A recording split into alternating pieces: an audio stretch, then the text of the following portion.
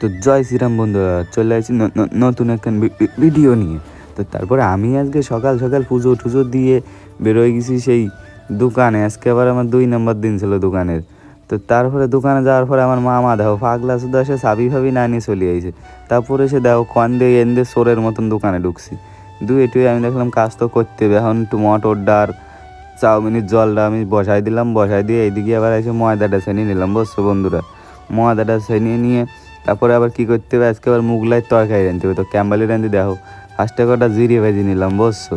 জিরিয়ে তো আবার ভাজিয়ে উঠোয় রাখতে হয়েছে। উঠোয় রাখার পরে দিয়ে দিলাম পেঁয়াজটা সুন্দর করে ভাজিয়ে টেজে আবার আদা আর রসুনের সেই পেস্ট দিলাম।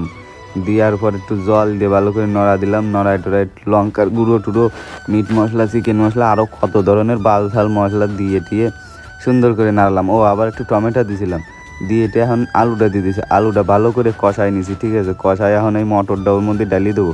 মটরটা ডালিয়ে টেলে একটু সুন্দর করে জাল দিয়ে কষাই করে ছাটা ভাঙা জাল দিছি। জাল টাল দিয়ে টিয়ে এখন ওই জিরে বাটি রাখছিলাম না বন্ধুরা, ওই দিয়ে আবার ডালিয়ে দিলাম। ডালার পরে তারপরে দেখো আমাকে তরকারি হয়ে গেছে, কত সুন্দর হয়েছে দেখছো। তো তারপরে আজকে দোকানে সাবুসিরা ভিড় হয়েছিল, তার জন্য আর ভিডিও করতে পারিনি। দেখো মামার খাওয়া খান দেখো। তো তারপরে আমরা দোকান গুছায় এখন যাবো বাড়ি, বুঝছো বন্ধুরা। তো মামা দোকানটা পুজো দিক, আমরা ভিডিওটা শেষ করলাম।